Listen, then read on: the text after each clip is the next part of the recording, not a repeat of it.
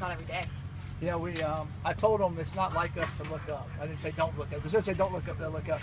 Yeah, they were practicing. We told them that after practice we'd hand them all the glasses and they can start looking at it. So, it's a pretty historical moment to say the least, and we wanted them to be a part of it. So they all got their glasses and keep them all day. I think, what is it, at 12:30? It's supposed to be fully blocked. Is that 11:46. 11:46. Okay, 11:46. So turn the lights on, I guess. Yeah, it's pretty fun. All right. Yeah, it was a good day. It was warm and hot. It was a full sun until this started happening. So we had a good practice today in pads. Mike, how do you adjust this week? Now, game week is next week, but do you start adjusting in terms of taking back the physicality this week, or what do you do? Yeah, you do. You always do that the next to last. You get about 10 days out from the game. You start drawing back. You still do some physical stuff. You still do good on good because you want to keep the speed of the game. So you just limit the number of reps with it, but you keep it going. You, in a recent article, you're talking about the offensive line, saying it's probably one of the best since you've been here. What Right. do you think makes them so great? Well, we've got a lot of experience, and we've got a lot more athletic ability. I feel good about our backup guys, and feel good about them understanding our offense completely with what we want to do. So they're just smoother. They're running hitting all cylinders, so to speak, on everything, and that's important. And hopefully, we'll be able to have less disruptive plays and that type of thing to keep us on schedule offensively. So I feel good about those guys. Out of curiosity, just your return specialist. Let's start with punt returner. Are you concerned at all about having your number one corner? Well, he played all the time last year. I thought he was the number one corner last year. We'll have him back there. We'll have Jay back there, and we'll have Ronnie back there. So we'll have all three of those guys at different times. But no, I feel pretty good about him being there and being able to do it. What about kick returner? A kick returner, we're still looking at some guys, but most likely it's going to be Lee Walker, Ronnie Blackman, Katie Nixon, those guys. How important is it for you to have a veteran back there that sometimes maybe isn't the guy returning, but a lot of times you see that veteran kind of calm the young guy down and say, don't bring this out? Yeah, we do. We've worked on it. Hopefully we'll do that. Usually that guy has to take a lot of blocks, and last year we had Phillip doing it on and off, but we thought maybe he was just taking too many. They knew he was our star tailback, so we thought like people, not on purpose, but they weren't avoiding him. And so if you knew you could get an extra hit because he's got to block somebody on our star tailback, that might be a deal. But on kickoff returns, it's a little bit different than punt returns. You can fair catch.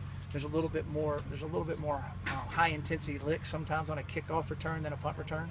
We won't have Phillip back there unless we have to in some, like you said, some really important. They're all important, but some really pressure situation. But right now we didn't have him back there. And with punt return, you've often said the philosophy is just catch it and get it to our offense. Yeah. Is that more so when you have an offense like this?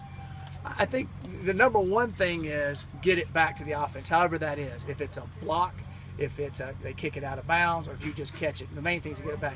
And then if you get times to make a big play, which we made some big plays at different times last year, all our returners did. But the main key is get it back to them. Because if you don't, it's a 40-yard turnover, really.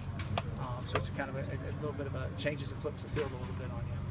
When Javier Edwards has been healthy out there this preseason, how would you kind of compare what he brings to that role versus what you got from Josh Tupelo last season? I think they're real similar. I mean, Josh played really, really well. I got to see Javier play in a few games to see, but I think they're similar. They can both hold the point because it's so big and strong.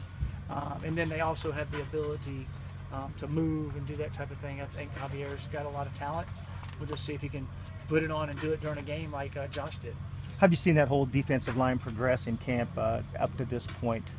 I think they've made good strides. I think they really have, and they're excited about playing. Leo Jackson's playing really, really, really well, which I figured he would. He's always played well when he's played for us. And then Frank Umu's made a good jump. Chris Malumba and Javier have made really good jumps. Jace Frankie has gotten better, and he's flashed at times for us, and he's going to have to play. So I feel good about all those guys. And then George Frazier going over there, he's done some really good things. So I feel like those 7 dudes give us big, strong, powerful guys. And they've all played a little bit. And if they've played in junior college ball, they've played here for us. And then some of them played quite a bit. So I think the experience factor there we'll be okay being able to rotate them in. Could this be more of a mix and match maybe than it was a year It ago, will be depending a on little, situation? No, it will be a little bit more mix and match. And honestly, the way we play, you'd like to be that way if you can, because they could wear down. But I feel good about them being able to throw different guys in there. Mike, was there any postscript from the scrimmage on Friday after you watched the tape? Anything stick out in your mind? I thought that we again, our special teams, we did a lot of that live, and a lot of that, I thought it went well. I thought that went well. I thought it was a big jump from the last time we did that, from the last scrimmage. So I thought that was good. And Montez had his best scrimmage. He was on. He looked good. How's Dylan Keeney with the back? Dylan is doing well, and matter of fact, they're doing more and more with him last week, and then this week we're going to try to do more and more. And when school starts, hopefully get him back out there rolling full speed. So far he's progressing. If he doesn't have any setbacks, I know it's been discouraging for him. It's been discouraging for us because we thought he'd be ready to go, but it hasn't. But he told me on Friday he's felt better than he's felt in 4 or 5 months, so that's a good sign. You're starting to get some of those other injured guys back, like Javier Yeah, we're starting to get Sam Benyon. all those guys are getting back out. They were out back out there today, going after it a little bit, so it's good. Any separation in your kicking competition so far? Oh wow. I would say it's still pretty even, but I have been pleased with James, and I have been pleased with Chris, and I've been overly pleased with Alex Kinney. I mean, I hope he does what he did in camp, because he's doing what I think he can always been able to do. I think he's just gotten confidence in it, and his drop is so much more consistent. So that's good. Maybe it's his hair. He can say it's his hair. I say it's his drop. So I'd rather have the drop than the hair. But he's doing good. He's going to split up the field goal and kickoff duties, or would you Don't know one yet. guy? Don't know yet. We did a kickoff contest Friday night in there. We'll do one again Thursday, and then we'll kind of make decisions from there. But I probably still won't tell you. But we'll keep. We have not made a decision yet, but we will do another contest on it. All right, thanks guys. I appreciate it.